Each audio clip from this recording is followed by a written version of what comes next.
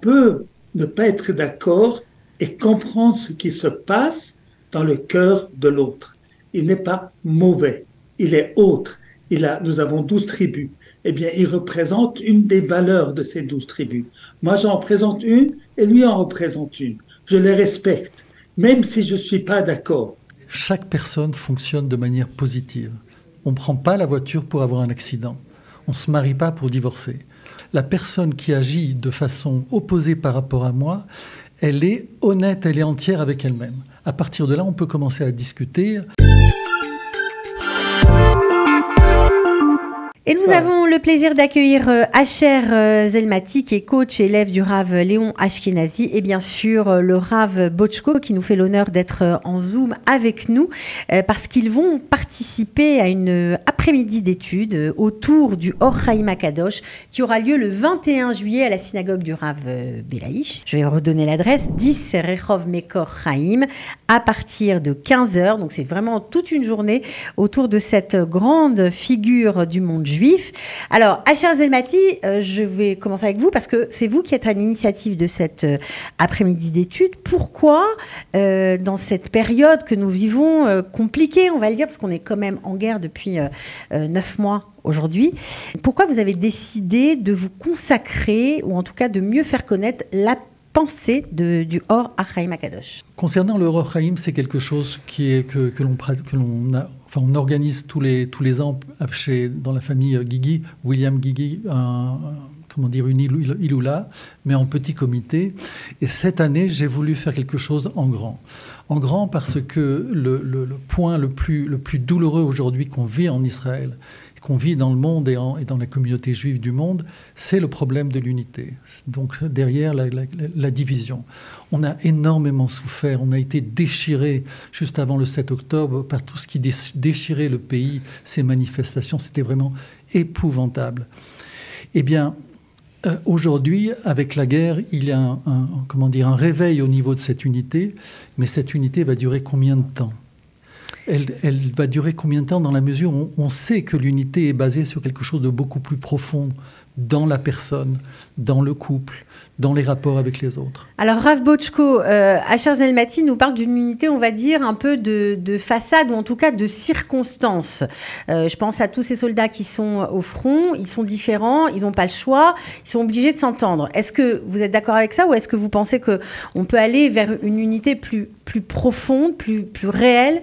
Alors, en fait, puisque on est consacré au Or HaChaim HaKadosh, alors j'aimerais dire en introduction quelque chose, c'est le Or HaChaim HaKadosh qui unifie. Il unifie les genres. C'est-à-dire que dans son commentaire, vous avez des questions de Pshat, le sens littéral, vous avez l'apparition de la Kabbalah, vous avez des explications halachiques, vous avez une recherche du sens, vous avez de la morale, vous avez énormément d'aspects. Et ça c'est rare parce que chaque commentaire en général, eh bien, il se spécialise sur un type de commentaire. Alors il y a quelque chose de fascinant dans le Or HaChaim HaKadosh à cause de ces multiples facettes qui se trouve dans son commentaire. Maintenant, pour parler de la question de l'unité, moi je pense que profondément le peuple juif est unifié. Vous savez, si vous lisez les prophètes, Shoftim, Shmuel, Melachim, et vous comptez le nombre de morts qu'il y a eu dans des guerres civiles au temps d'Israël, au temps de Yiftar, au temps de Pilegesh Begiva, Avia, qui était roi de Judée, qui a fait une guerre avec les Juifs du Nord. Il y a eu 500 000 morts dans cette guerre. Alors, on est à quelque chose de très, très, très différent. Très différent. Alors, beaucoup disent pourquoi les orthodoxes ne font pas la guerre, etc. Mais il y a un point important, c'est qu'ils disent qu'ils étudient pour tout Israël. C'est-à-dire que la notion d'unité se trouve chez eux aussi. Alors, même si on n'est pas d'accord de la manière dont ils l'appliquent, eh bien, c'est un appel à une unité du peuple.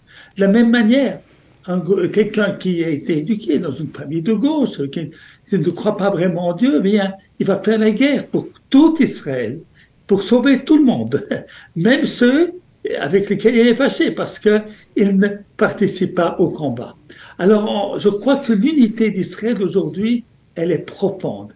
Et la division, elle est superficielle. Pourquoi superficielle? Parce que le peuple lui-même, il est représenté par des hommes politiques. Les hommes politiques ont toutes sortes d'intérêts, etc.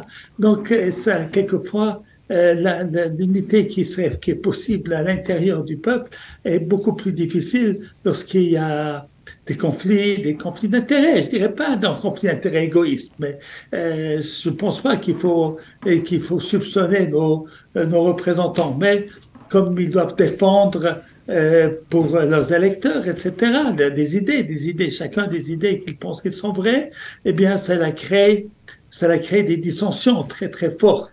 Mais je pense pas que à l'intérieur, je pense que profondément, notre peuple est uni.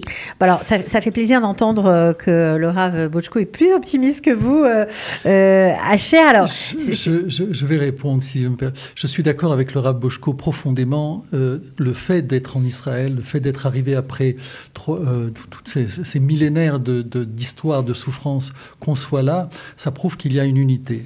Mais cette unité, elle n'est pas, de mon point de vue, elle n'est pas encore complètement exprimée. C'est vrai que, par exemple, on se plaignait beaucoup de cette jeunesse WhatsApp, téléphone, écran, etc. et tout, sans arrêt dans la technologie, comment ils allaient réagir dans la réalité. Et on voit que dans la réalité, le 7 octobre, ils sont sur le terrain, c'est des gens extraordinaires, magnifiques.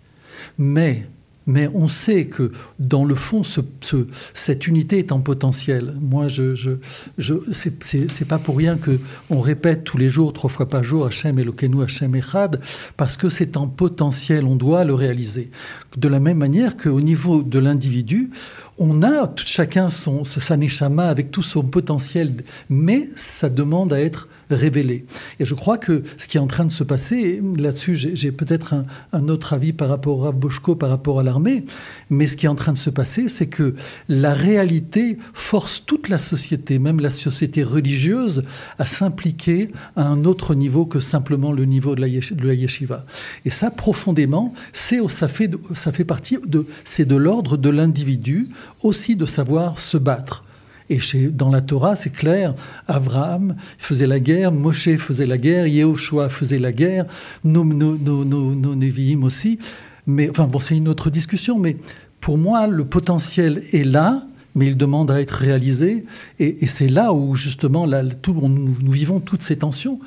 Et pour le réaliser, je crois que le Or HaChaim est là, peut vraiment bien nous éclairer. Donc, vous pensez que, Rav Bochko, nous sommes capables aujourd'hui de réaliser ce potentiel et d'aller vers une société meilleure? Moi, j'en sais rien, je ne suis pas prophète, je n'ai pas cette prétention. Mais je pense que chacun d'entre nous devons à la fois défendre nos idées avec force, mais d'autre part, écouter l'autre, essayer de le comprendre. L'année dernière, au début de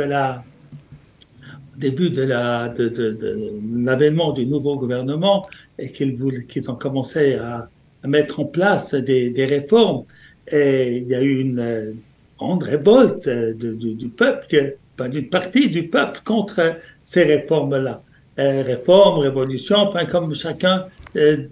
Alors j'ai rencontré quelqu'un de ma famille, un arrière-petit cousin, qui était très religieux, vraiment très bien. Et j'ai essayé de lui expliquer ce qui se passe dans leur tête. Pourquoi ils ont peur. Hein? Alors, bon, j'ai donné mes explications, mais il était outré. Il m'a pris pour un gauchiste. Voilà. Il n'a pas compris qu'on peut ne pas être d'accord et comprendre ce qui se passe dans le cœur de l'autre. Il n'est pas mauvais, il est autre. Nous avons 12 tribus. Eh bien, il représente une des valeurs de ces 12 tribus. Moi, j'en représente une et lui en représente une. Je les respecte, même si je ne suis pas d'accord. Alors, comment faire pour faire avancer? Eh bien, c'est On peut faire des changements profonds qu'avec le temps et puis une parole douce. Alors, j'aimerais rappeler ici un événement très important de l'histoire des rois, avec le roi Achav, qui était un mécréant. La Torah nous le décrit comme un mécréant, pas seulement parce qu'il ne faisait pas Shabbat et Kashrut, mais surtout qu'il a dépouillé un homme pour prendre sa vigne, enfin quelque chose d'ignoble. Et c'est cela que nos prophètes nous ont dit qui a amené sa perte. Alors, à cette époque-là, il y avait le prophète Eliyahu. Et le prophète Eliyahu voulait que le peuple juif fasse Teshuvah. Le peuple d'Israël, du nord d'Israël, fasse Teshuvah. Alors il a dit à Achav, tant que vous ne changez pas de chemin, il n'y aura pas de pluie. Et pendant 3 ans, il n'y avait pas de pluie en Israël. La situation était extrêmement difficile, une sécheresse terrible. Et alors, au bout de 3 ans, la Torah nous dit que Dieu a eu pitié de son peuple, bien qu'ils n'ont pas fait de Teshuvah.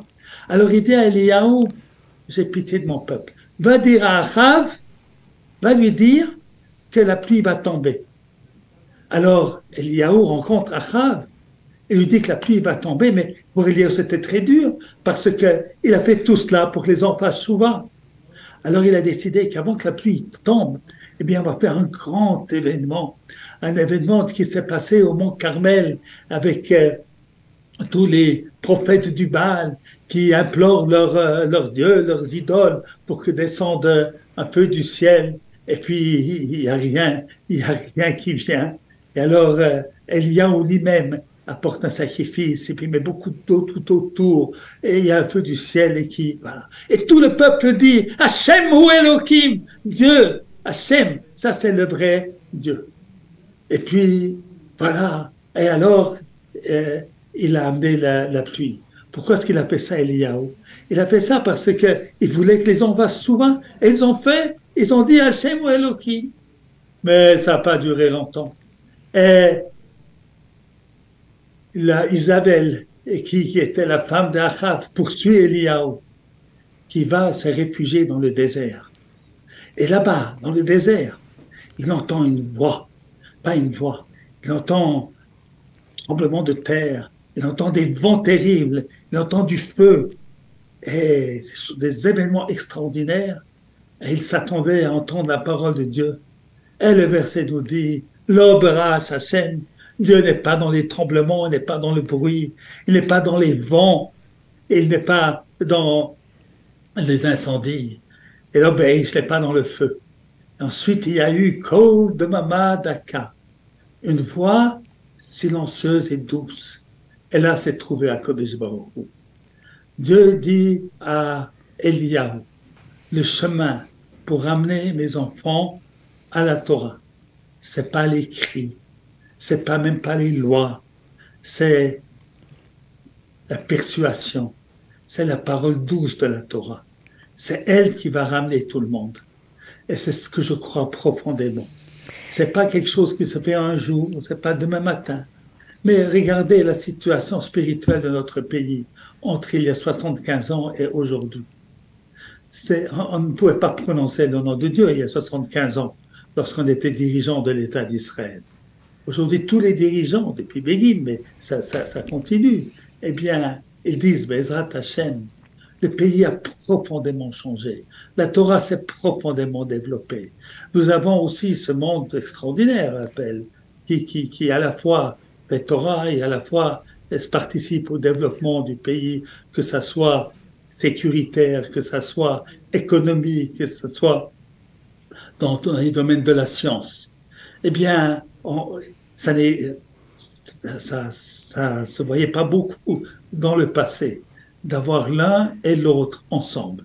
Alors, il faut voir ce qui se passe, il faut avoir de la patience, il faut avoir de l'amour, il faut avoir essayer de comprendre l'autre, même celui avec qui je ne suis pas d'accord. Je ne suis pas d'accord avec les Haredim, mais je dois les entendre ce qui les fait souffrir. Peut-être que si on entend, eh bien, on va pouvoir proposer des solutions qui vont les agréer. On doit aussi entendre le peuple de gauche qui est qui est plus pour des renonciations, de paix, etc. Quelles sont les valeurs qui sont chez eux? Alors, si j'entends, eh bien, c'est déjà un premier pas très important. Alors c'est extrêmement intéressant ce que le Rav Botchko, comme toujours, nous dit. Il parle d'une voix douce. C'est un peu pour ça que vous avez voulu mettre à l'honneur le Or HaChaim, parce que c'est une voix, on va dire, qu'on connaît mal et qui voit un peu les choses autrement. On dit de lui qu'il lisait la Torah, on va dire en tout cas ses explications. Il relevait même les erreurs grammaticales et que c'est une autre vision complète, quoi. On rentre dans un autre monde. Est-ce que c'est ça que vous avez voulu mettre à l'honneur? Tout à fait. C'est aussi la raison pour laquelle j'ai demandé au Rav Botchko de participer. Il y a profondément, et c'est aussi en communication, chaque personne fonctionne de manière positive. On ne prend pas la voiture pour avoir un accident. On ne se marie pas pour divorcer. On ne mange pas pour être malade. À la base, il y a toujours quelque chose de positif. Toute la problématique, c'est quand je choisis de faire quelque chose de positif, est-ce que ça ne se retourne pas contre moi? Est-ce que ce n'est pas finalement la mauvaise décision? Mais ça part au départ et ça part par un regard positif. La personne qui agit de façon opposée par rapport à moi, elle est honnête, elle est entière avec elle-même. À partir de là, on peut commencer à discuter, à débattre et effectivement, doit s'installer un rapport de frères. On sait que la question de fraternité, de frères, c'est une notion qui était très importante chez le Rav Manitou Ashkenazi. Et c'est une chose très importante chez le Rav, chez l'Or HaChaim. Ce que je relève aussi en plus par rapport au Or HaChaim et par rapport à notre réalité, et qui se retrouve aussi chez Manitou, c'est cette idée qui recouvre plusieurs origines. Or HaChaim vient du Maroc, est passé par l'Italie, est arrivé en Eretz Israël. Manitou part d'Algérie, arrive en France, arrive en Eretz Israël. Il y a une sorte de couverture aussi régionale, culturelle, qui donne toute cette force d'unité et de capacité de dialoguer avec les autres tendances. Alors, je vous donne au nom d'Acher et de tous les rabbinim qui vont participer à cet après-midi d'études, rendez-vous dimanche 21 juillet entre 15h et 20h. Alors, c'est ça qui va être aussi formidable, c'est que non seulement le Rav Shaul Botchko sera présent, mais il y aura aussi des rabbinim d'autres tendances, le Rav Eliaou Abergel, le Rav Uri Cherki, le Rav Yitzhak Chaviv, le Rav Yitzhak Naïm, qui lui est un grand spécialiste du Or HaChaim. Il y aura aussi des livres en français au sujet du Or HaChaim qui seront en vente à des prix défiant toute concurrence. C'est aussi important de le rappeler. Et une animation musicale avec Naïm Kalfon, qui est auteur-compositeur et aussi Braslav. Voilà, qui est aussi quelqu'un qui étudie tous les jours et qui a toujours des commentaires très intéressants. Donc voilà, on vous donne tous rendez-vous le 21 juillet. Merci beaucoup à tous les deux. Merci Rav d'avoir été avec nous aujourd'hui. Merci à Rav. Shalom, shalom. Shalom, shalom.